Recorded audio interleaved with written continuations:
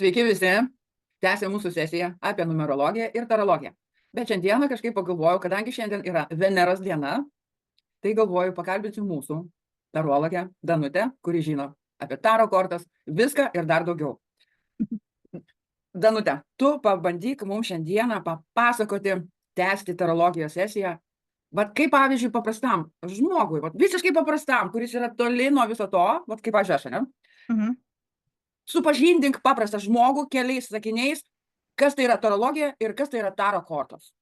Taip. O kol Danutė kalbės, o aš atsigersiu kavos. Skanaus, aišku, be abejo. Čia reikėtų kavos, nes, labai plačiai neįsiplėsiu, bet paaiškisiu, kas tai yra. Taro kortų kaladė yra 78 kortos net. Jos yra suskirstytos į dvi grupės. Tai didieji arkanai ir mažieji arkanai. Didžiųjų arkanų yra 22, mažųjų yra 56. Truputį papasakosiu, ką jos reiškia ir kaip jos sutrauktai atrodo. Nors aš savo Facebooko grupiai dabar sudėjau visus aprašymus, trumpus aprašymus apie kiekvieną kortą. Tai yra didžiųjų arkanų. Prie mažųjų dabar pradedu prieiti po truputį, nes jų yra labai daug. Tai paaiškisiu, ką tos mūsų kortos reiškia. Tai pagrindinės taro kortos simbolizuojantis svarbiausias gyvenimo pamokas ir dvasinį augimą ir jų įvykius. Tai kaip ir sakiau, taro korta mums pasakoja mūsų gyvenimą. Kortos numeruojamos nuo 0 iki 21, pradedant nuo kvailio, baigiant pasauliu. Va taip yra, jo čia bus juokingų, žinokit, kortų. Kiekviena korta turi gilę simboliką ir atspindi didelius žmogaus gyvenimo įvykius ar vidinius pokyčius. Pavyzdžiui, mirties korta yra 8, transformacija, imperatorius yra 3, kūryba, vaisingumas, pakabintas yra 7, kantrybė ir naujas požiūris į gyvenimą. Kokios prasmės yra kortų. Mažieji arkanai sudaro 56 kortos, atspindi kasdienius gyvenimo įvykius, emocijas, iššūkius ir žmonių tarpusavio santykius. Suskirstyti į 4 spalvas, tai tradicinės kortų kaladės spalvos. Taurės, vanduo, emocijos, santykiai, iliuzijos, kardai, oras, mintis, konfliktai, intelektas, lazdos, ugnies stichijos, kūryba, energija, veiksmai. Kiekviena korta labai turi daug reikšmių, be galo daug. Tai čia tik sutrauktos reikšmės. O jeigu mes ją paimtume plačiau, tai būtų didelė litanija. Monetos arba pentakliai, tai yra žemė, materialūs dalykai, pinigai, darbas, verslas ir taip toliau. Kiekviena spalva turi 10 skaičinių kortų, nuo tūzo iki 10. Ir 4 rūmų kortas, karalius, karalienė, rytelis, pasaulis ir taip toliau. Skirtumas tarp didžiųjų ir mažųjų arkanų. Didieji arkanai labiau susijęs su svarbiais gyvenimo įvykiais ir likimo posūkiais. Kaip aš kažkada minėjau, kad likimą galime savo sukioti. Tai didieji arkanai tą nusako. Mažieji arkanai dažniausiai aprašo kasdieninius įvykius, mažesnius įvykius ir emocijas, tai ten nuotaikų kaita, gal koks pasikeitimas būna gyvenime. Abi šios grupės kartu sukuria visapusišką gyvenimo simbolių ir prasmės sistemas, pradedančią suprasti bei save ir bei kitų aplinką. Tai ką aš norėjau parodyti? Aš noriu parodyti prie to pačio, tokias taro kortos. Jos yra labai įdomios, labai negražios, todėl, kad čia yra pradinukų kortos, kaip aš vadinu, pradžiamokslė, kurie nieko, kaip tu sakai, nei bum, nesusiję su savo pasauliu. Tai aš ką noriu parodyti, kokios jos yra tikrai negražios, man, bet aš nesu tokiom dirbu, aš viskai stipresnėm dirbu, kokios. Aš netgi nesu mačius tokių niekur. Yra. Čia paprasto dailininko, jos yra tokios dažniausiai tarologai pradedantis mokslus, pradeda nuo tokių, nes kiekviena korta turi labai daug reikšmių. Kaip aš jau sakiau, pasiema kiti, yra tokios knygutės. Aha. Jo, ir aš tą knygutę paskaitau ir aš jau būriu, nė velnio, tai nėra. Ta knygutė tik tai ramsti šiek tiek suprasti, ką tai reiškia. O pats būrimas, tai kiekvienos kortos analizė, tai yra labai didelis ir stiprus mokslas. Aš visą laiką sakau, tai yra be galo stiprus mokslas. Vieniem duota iš Dievo, o kitiem reikia labai stipriai mokytis. O pavyzdžiui, mano kortos yra jau senos, nudriskė, bet jos yra labai stiprios. Pas mane dar kitokios ir jų reikšmė dar kitokia. Nes kiekviena taro korta turi savo. Dabar pasakysiu, yra gotiškos taro kortos, yra mėnulio taro kortos, yra meilės taro kortos, kurias aš irgi turiu, tam reikia labai meilės, tai jos būriamos visiškai atskirai su meilės kortom ir tada su žmogum kalbi tik apie meilę, o ne apie gyvenimą. Ir yra, kur būrėsi apie gyvenimą. Tai kiek yra daug taro kortų ir jų kiekvienas dailininkas savai paišo. Šitos yra tradicinės, kurie pradeda mokytis, tai pradeda nuo tokių kortų, paprasčiausių. O jau paskui, kai išmoksta, jau eina galingiau. Išmoksta. Kaip tu sakai, Kaip tu sakei, Eina, išmokti galima viską, bet jeigu neduota iš aukščiau, kaip tu sakei, ne? taip, Tai jeigu yra, neduota Dievo, tai reikia labai stipriai mokytis. ir tai galiu pasakyti, pavyzdžiui, palei save, palei visus mano gyvenimo aspektus jau, palei darbus netgi kiek, ne, kur buvusi. Tai Mhm. irgi, žinokis, darbą reikia pasirinkti palei save. Tu gali dirbti bet kokį darbą, bet tu, kaip tu pati žinai, ne?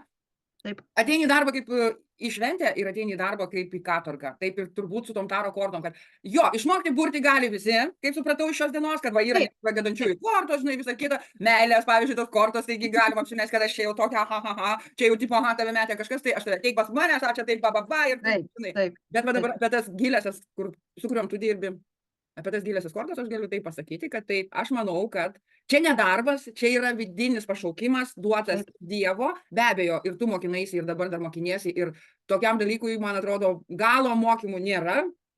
Šiaip tave pertrauksiu, sakyčiau, daugiau gal ne taro, sakyčiau, aš mokinuosi, bet va kaip ir aš jau ne pirmą mes sesiją kalbamės ir vis traktuoju, kad reikalingas kaipo psichologas. Tu turi žmogaus psichologiją žinot, kad pralaviruoti su taro korta, nes tu turi pirmiausia žiūrėti, kas per žmogus pas tave Taip, atėjo. taip. Kaip, su kokiais energija atėjo, ką jisai turi, ko jis neturi. Tiesiog tarologas, tai kaip visą laiką sakau, ir psichologas. Tai nereiškia, kad aš, va, kaip ir sakiau, paimi knygutę, paskaičiau ir varau burti. Ne, taip nebus. Reikia Ne. giliau mokytis, reikia ir psichologijos mokytis. Jeigu yra galimybių, reikia ir astrologiją mokėti, nes tau reikia žinot, kaip tie žvaigždynai įsidėsto pas žmogų. Ir numerologiją prijungti prie to pačio, nes čia viskas vienam katile verda. Kai sako, ateina moteris, verda sriubą, deda morką, kopūstą, bulvę, ten prieskoniai, nu viską, ir marmaliuoja išverda sriubą. Marmaliuoja. Čia lygiai tas pats, žinok, viską į vieną katilą, marmaliuoji ir tada sakai žmogui visą jo gyvenimo. Labai įdomu. Mokslas, Įdomiai bet kas labai. nori, to išmokt galima. Šiek tiek galima tikrai. Tai aš ir sakau, kad tai yra jau toksai mokslas, dar jeigu dar duota iš aukščiau, iš prigimties, bet kaip ir tu, nenustoji mokytis, gal ne mokytis, tobulėti. Nes Jo, dabar tobulėti. toksai gyvenimas, kad vis ateina kažkas naujo ir tai yra labai gerai.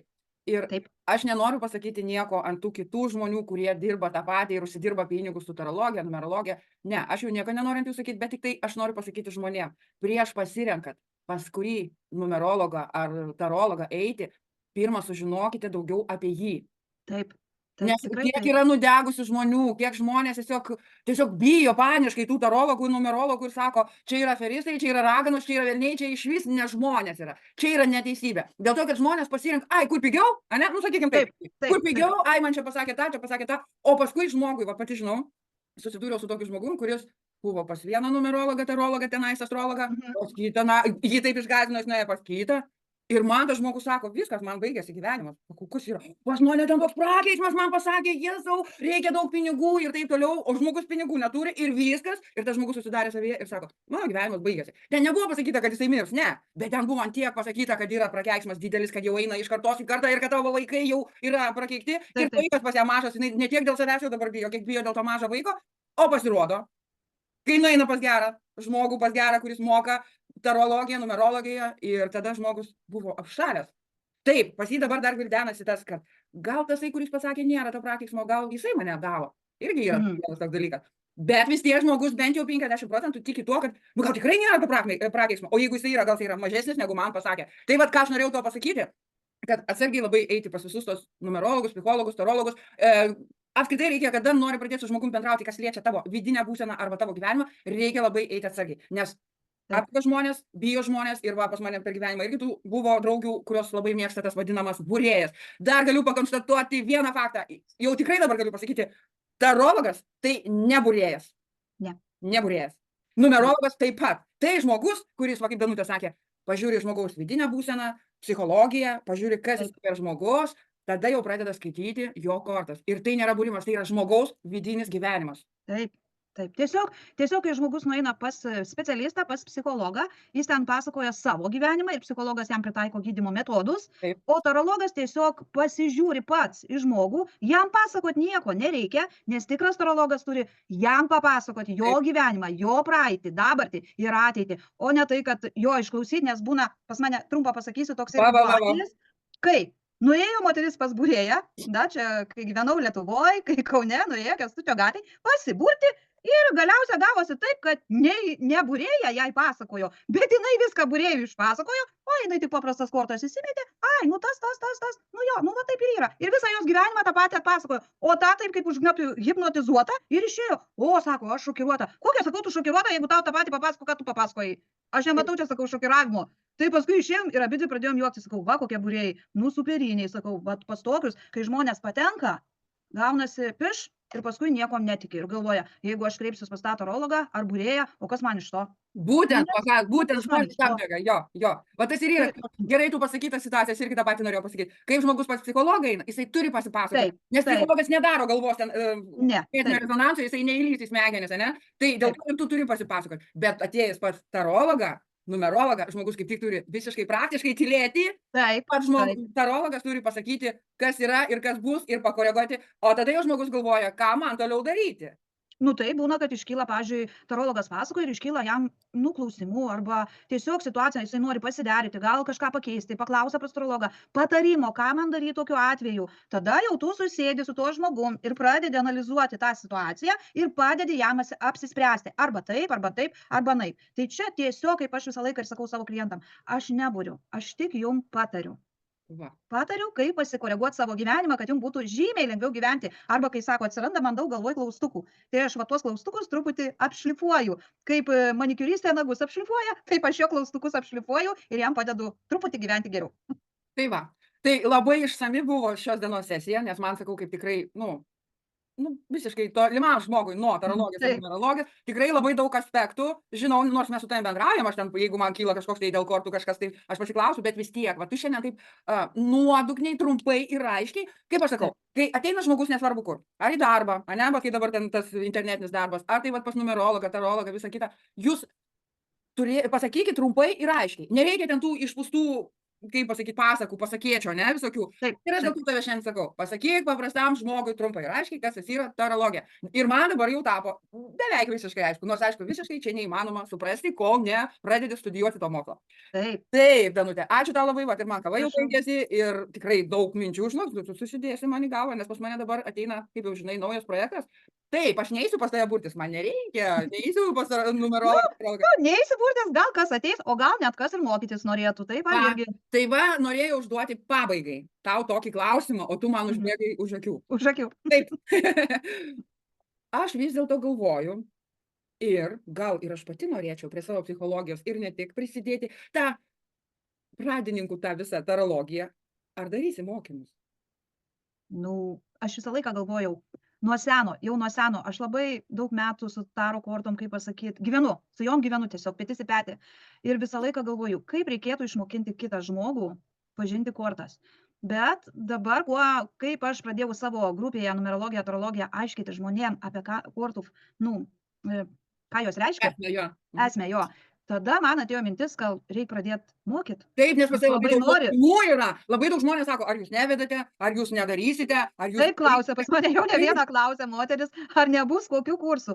Taip, faktiškai galima padaryti trumpus kursus, bent supažinti su taro korta, kaip su ją pradėti, kaip pasakyti, burti, kaip ją pažinti, nuo ko ją pažinti, kiekvieną kortą išanalizuoti, kad žmogus žinotų bent, ką jinai reiškia.